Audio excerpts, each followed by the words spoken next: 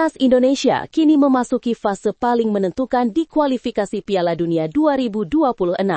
Setelah melalui berbagai ujian, mulai dari badai cedera hingga absennya beberapa pemain kunci, Patrick Kluivert akhirnya membawa 28 nama untuk melakoni 2 laga berat di Jeddah. Namun, dengan target 6 poin penuh yang dicanangkan langsung oleh PSSI, pertanyaan besar pun muncul. Mampukah Garuda mewujudkan mimpi lolos langsung ke Piala Dunia meski harus tampil tanpa beberapa pilar utama? Kick-Off Indonesia akan mengupasnya secara lengkap sebagai berikut.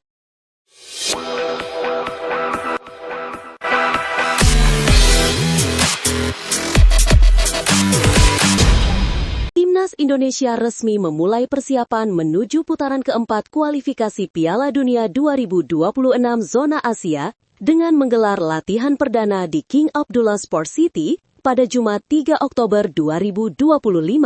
Sesi ini dipimpin langsung oleh pelatih Patrick Kluivert dan diikuti mayoritas pemain dari BRI Super League seperti Mark Klok, Egy Maulana Fikri, Beckham Putra, hingga Oleh Romeni yang baru pulih dari cedera patah tulang. Meski demikian, skuad Garuda belum komplit karena sejumlah pemain abroad masih bersama klubnya masing-masing. Jeda internasional baru resmi dibuka pada 6 Oktober. Sehingga nama-nama seperti Jay Itzes, Calvin Verdonk, hingga Justin Hubner baru akan menyusul akhir pekan. Kluivert mengaku tetap optimistis karena para pemain sudah terbiasa dengan sistem permainan yang ia terapkan. Sayangnya, Garuda dipastikan kehilangan Emit Audero akibat cedera di Serie A, membuat opsi di bawah Mistar berkurang. Namun, semangat tinggi para pemain membuat Kluivert puas dengan sesi latihan perdana. Ia bahkan menyerukan seluruh masyarakat Indonesia untuk memberi dukungan penuh kepada skuad Garuda yang akan menghadapi Arab Saudi pada 8 Oktober, lalu Irak 3 hari kemudian. PSSI pun menargetkan poin penuh agar peluang lolos langsung ke Piala Dunia tetap terbuka. Di sisi lain, kabar baik hadir dari lini depan. Oleh Romeni, yang sempat absen panjang karena cedera usai Piala Presiden 2025, kini sudah kembali berlatih bersama tim.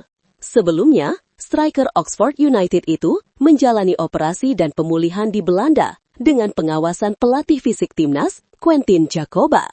Oleh bahkan sudah lebih dulu berlatih mandiri sebelum gabung skuad di Jeddah. Patrick Kluivert menyambut kembalinya sang bomber dengan senyum lebar. Ia menilai kehadiran Oleh sangat penting, mengingat 3 gol pertama timnas di era kepelatihannya lahir dari sepakan striker 24 tahun itu. Meski begitu, Kluivert tak mau terburu-buru memaksakan Romeni bermain. Ia ingin melihat terlebih dahulu reaksi fisik sang penyerang sebelum benar-benar menentukan perannya di laga nanti. Dengan tambahan Oleh Romeni serta kembalinya Ragnar Oratmanguyen, ditambah beberapa opsi di sektor sayap seperti Miliano Jonathans, Kluivert kini punya lebih banyak pilihan di lini depan. Patrick Kluivert resmi memanggil 28 pemain Timnas Indonesia untuk putaran keempat kualifikasi Piala Dunia 2026. Namun, ada satu kejutan besar, absennya Marcelino Ferdinand. Nama yang selama ini jadi andalan Garuda tak masuk skuad, dan kabar ini langsung mengejutkan banyak pihak. Ketua BTN Sumarji kemudian buka suara. Ia menjelaskan bahwa Marcelino masih dalam tahap pemulihan cedera hamstring yang didapat saat melawan Lebanon.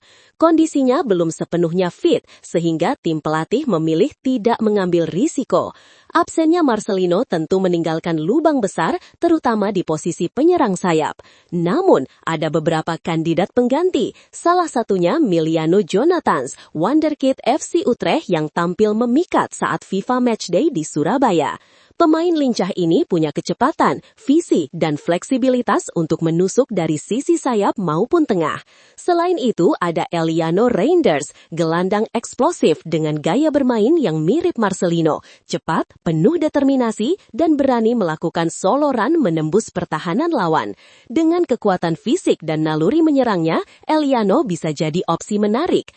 Egy Maulana Fikri pun tak kalah penting. Dengan pengalaman dan kreativitasnya, ia kerap jadi pembeda. Visi bermainnya, kemampuan membuka ruang serta kelincahannya di area sempit membuatnya tetap jadi kartu truf andalan di lini depan Garuda. Meski tanpa Marcelino, tim ini masih punya stok pemain sayap yang mumpuni. Tantangannya tinggal bagaimana Kluivert meramu kombinasi terbaik agar Garuda tetap tajam menghadapi lawan berat seperti Arab Saudi. Timnas Indonesia kini menatap babak keempat Grup B kualifikasi Piala Dunia 2026 dengan penuh ambisi. Meski dihantui badai cedera, skuad Garuda tetap dipatok target tinggi, meraih kemenangan atas Arab Saudi dan Irak demi membuka jalan lolos langsung ke putaran final Piala Dunia.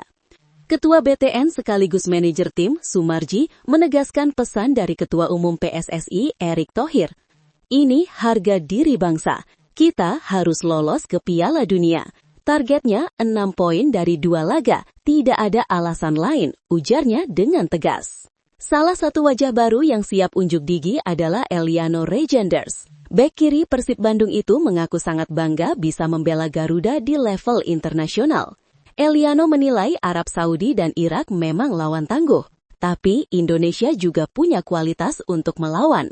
Bahkan di laga kontra Irak, ia akan berhadapan dengan rekan setimnya di Persib, Frans Putros, yang membela Irak. Kami sempat bercanda soal pertandingan ini, tapi di lapangan tentu masing-masing ingin menang, katanya sambil tersenyum.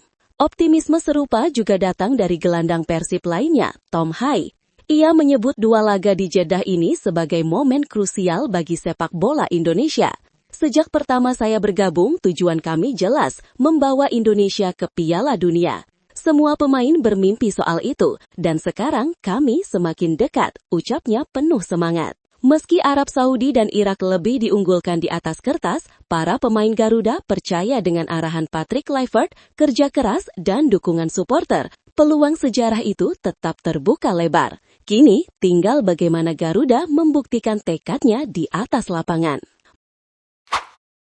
Menurut lo, dengan absennya Marcelino Ferdinand dan kembalinya oleh Romagnoli, apakah timnas Indonesia masih bisa tampil garang dan amankan poin penuh lawan Arab Saudi dan Irak di kualifikasi Piala Dunia 2026? Tulis pendapat lo di kolom komentar. Jangan lupa like kalau lo suka sama video ini, dan subscribe biar lo nggak ketinggalan update terbaru dari Kick Off Indonesia.